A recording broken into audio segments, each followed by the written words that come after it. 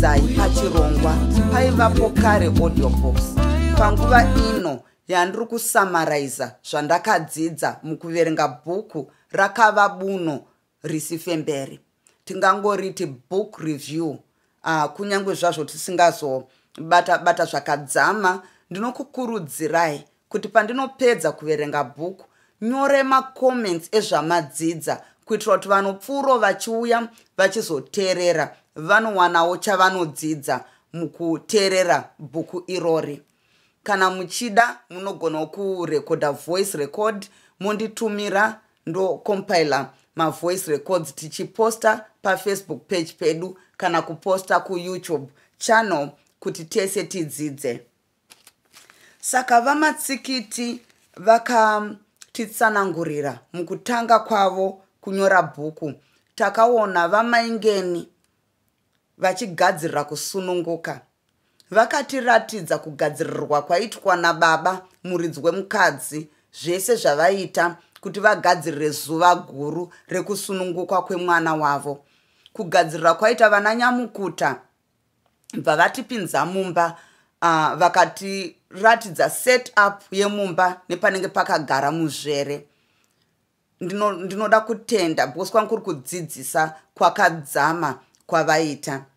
Vakazotiratidza dzanga dziri tsika dzemazuva iwayo kuti waiti ukangosununguka mwana asiri mumwe chete, vangave matwins, angava matriplets, zvainzi zvinoyera, vamwe vaitofanirwa kuurayiwa, kana kutoti kana ari matriplets zvanga zvaitika pana vagorere nhamo nemukadzi wavo maingeni, vaitovarongera kuuraya vana vese nekuvauraya ivo, nekuti zvaibhilivhwa kunzi vakanga vaine mushonga wakaipa waizouraya vanhu vakawanda munharaunda.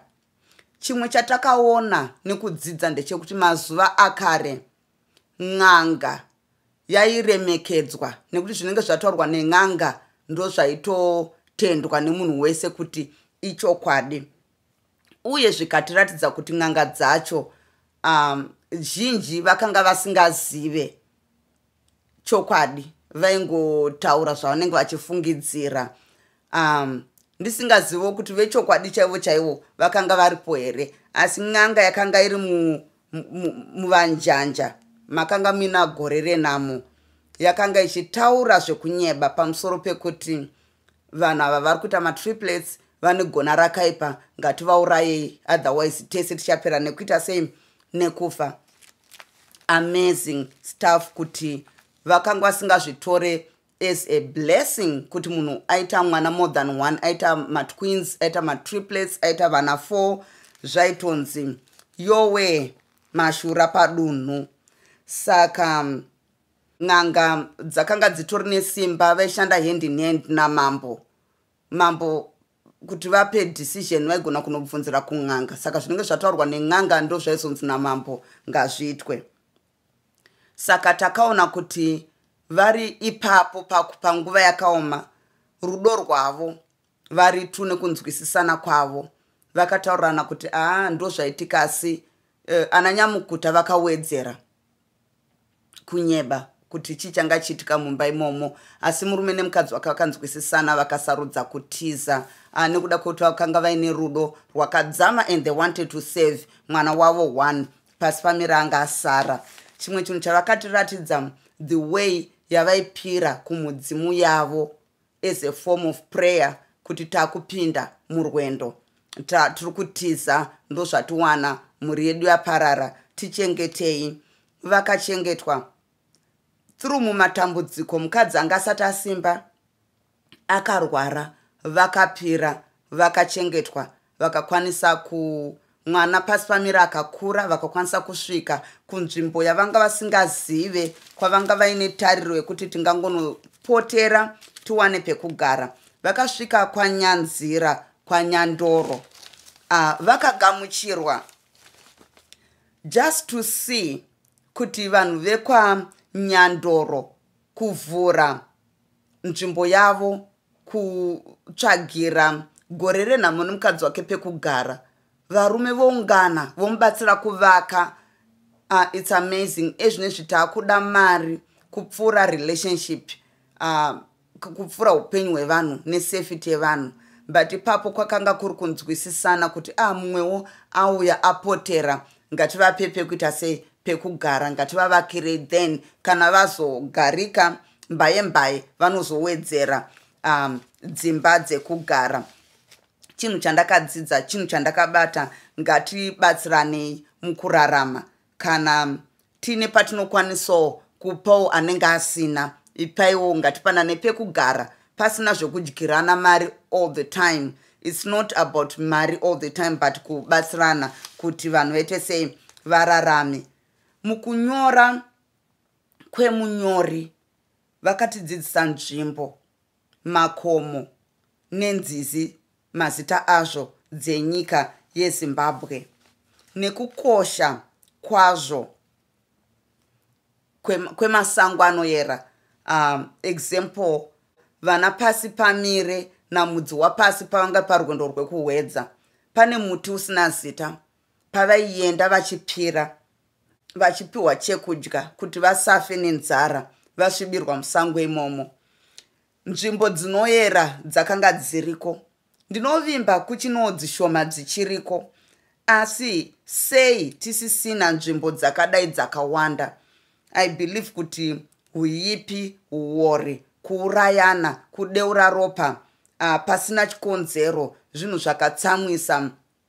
Kana vanga vari vadzimu ende zvese zvaiyera munyika yeZimbabwe, for the nation kana kuti nyika isvike payasvika pekunge takatukwa. It's sad. I believe kuti pane zvinokwanisa kuita kuti we can change mitro watinoita, mugariro watinoita, kuremekedzana kwatinoita upenyu, kuti zvinhu tive restored, kugarisana kwakanaka kwataiona munyika yeZimbabwe. Munyori pandinoona kunge pasina kunyatsozovhara buri kana kuzonyatsobatanidza nyaya, ndepekuti vagore renhamo vakaratidzwa kuti vakanga vari muvhimi wemandorokwati. Saka mukuvhima ivo vaibaya ndo vaipiwa matewe emhuka. Matewe emhuka aizogadziriswa madauna. Pane munyori pakanyora kuti vamaingeni nemhuri yavo vakanga kutopfekwa madauna emhuka dzakasiyana siyana, because murume wavo akanga ari muvhimi. Alright, so vakazofa kuchikomo chezizoko, vakasiya mukadzi nevana pasi pamire nemunin'ina wake nehanzvadzi yake, vari varombo vasina kana nebadza. Asi matewe emhuka kana madauna zvinhu zvaitsinhaniswa, you can exchange uchipiwa badza. Ipapo ndo pasinondibudira zvakanaka nekuti gore renhamo akanga ari muvhimi, so therefore angadai anga asina kuzosiya mhuri isina kana nepekutangira, nhamo yekushaya nebadza. Ipapo munyori haana kunyatsondijekesera, zvinhu zvakaita sei zvakanaka zvazvo. Okay, chimwe chatakaona, ndichabata zvangu mbichana nezveugwara hwevarume vekwashe Nyandoro ava. Pavakaenda kuchikomo chezisi kwakazofira gore renhamo, ivo vaikurudzira gore renhamo akanga ari muvhimi mukuru kuti abaye mhuka, asi vanga vasingakwanisi kumira vachiprotecta kana kumubatsira kuti vachengetedzewo his back. Paakanga achirwisana nembada achida kuvabatira nyama, paakazorwisana nembada, vakatiza instead yekuti iye zvanga ari murwi mukuru dai akangowana rubatsiro angadai asina kufa. Wow, so sad. Ndo zvinoita vamwe vanhu vakawanda vanoda something from you, but iwo kana wasvika pekuti rudo rubatsiro avamire kuti vakubatsire, ivo chete ndo vanoda kuti vaitwe sei, vabatsirwe. Alright, tichizotarisa zvedu mukomana pasi pamire, ndakayemura hunhu kana kuti character yapasi pamire yeushingi, mwoyo murefu, tsika nekushanda nesimba. Kunyangwa akanga ari nherera, aishanda nesimba, pese paienda vaimuyemura, vaimuchiva. Asi akashaya munhu ane rudo anoti mwana uyu one kushanda kwaanoita, honai chido chainacho, honai tsika dzaanoita nekuremekedza vakuru. Regedze timubatsire kuitira kuti timudzidzise mabasa ekukwanisa kuzviriritira nekuchengeta amai vake nevana. Instead, kunyangwe vaida kumubatsira vakangomushedza mbichana, vakaona kuti munhu anobata nekukurumidza, munhu ane simba, munhu anoshanda, vaibva vakurumidza kumupusha away nekuti vanga vasingade kuti akunde vana vake. Vakanga vaine shanje negodo kuti angandikunde, maybe akazopfuura kukunda inini. Tiri kuzviona mazuva ano kuti munhu unogona kunge uine chikoro chako, huna vabereki, maybe huna waunoziva. Nekuda kwekuti huna waunoziva, zvinonetsa kuti uwane basa, asi une ma-qualifications. Avo vane vavanoziva kunyange vasina ma-qualifications vanopiwa basa. Ngatidzidzei kubatsirana panguva yekumanikidzwa, but tikaona munhu ane potential, tikaona munhu achishanda nesimba, tikaona munhu ane tsika nemwoyo murefu negood character, ngatimupewo chance yekumudzidzisa kuti zvimuitiro zvakanaka muupenyu. Asi ndinofara nekuda kwekuti ushingi hwake, mwoyo murefu, tsika nekushanda nesimba, haana kugive up, haana kuzvitarisa akatsamwiswa nezvaita vanhu akazvinzwira tsitsi akagive up. He kept on pushing, he kept on dreaming, he kept on looking for opportunities. Opportunity akazozviratidza akakwanisa kubudirira nekuda kwekuti kwese kwaaienda anga ine favor nekuti aishanda nesimba. That was Pasi Pamire. Ngatidzidzei zvakawanda pana Pasi Pamire. So pfuma yemazuva ekare, badza resimbi kana renjanji rairoresa munhu. Badza even reserima ndo rewood rinenge rine meta uku chete kwekurimisa uku. Chuma ndoro chena. Ndinopa kutenda kuna vagapare vakatidzidzisawo kuti chii chinonzi ndoro chena. Ndoro chena ijewelry. Vakataura kuti ijewelry inogadzirwa nemateme ehoshwa, mashells ehoshwa dzemumvura dzepasi penyanza. Saka nechirungu anonzi corners. Saka dzaipiwa kune misha idzodzi, vanhu vanoveza voveza mateme iwayo ehoshwa iwayo, macorners oita flat, vobva vazoisa votunga nemastrings nezvavanotunga nazvo, so that zvinopfekwa around your neck, kana kuti muruoko kana pamuviri wemunhu. Zvairatidzika zvaingowanikwa nevapfumi. Murikuona, it was a sign of wealth, royalty, beauty.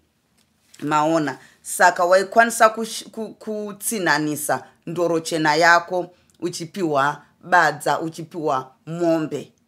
You see. Saka ndizvozvo mapadza, mombe, even saka mabasa, top jobs anga ariko mazuva iwayo ndivava vanhu vanokwanisa kugadzira mapadza. Murikuona. Vaidziti mishaka, vanogadzira mapadza, vanogadzira zvombo, mapfumo, matemo, makano, things like that. Nevaigadzira madauna, vavhimi, nevanogadzira matewe achona emhuka kuti aite nhembe, madauna ewaya, neshashiko dzekupfeka. Murikuona. Nevanoruka tswanda, nevavhimi. Ndo mabasa anga ariko mazuva iwayo. Saka munyori akatipa kuona kwekuti zvinhu zvaitwa sei mazuva iwayo. Akandifadza because takaona kuti setup yemumba neenvironment yange iri sei. Pakutanga kwakanyorwa bhuku vamengeni vachisununguka, tikazoona kwavakazoenda kunyika nyowani kwavakagamuchirwa kunzvimbo idzva.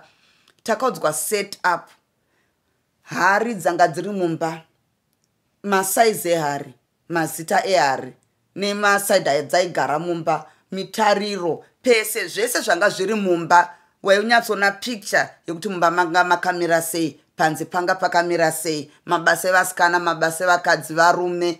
It was amazing. Munyori akanyora zvake akatidzidzisa, ndinoti ndatenda zvangu.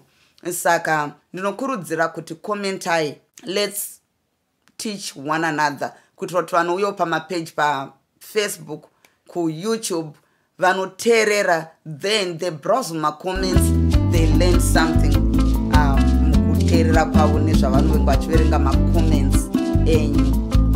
Ndatenda.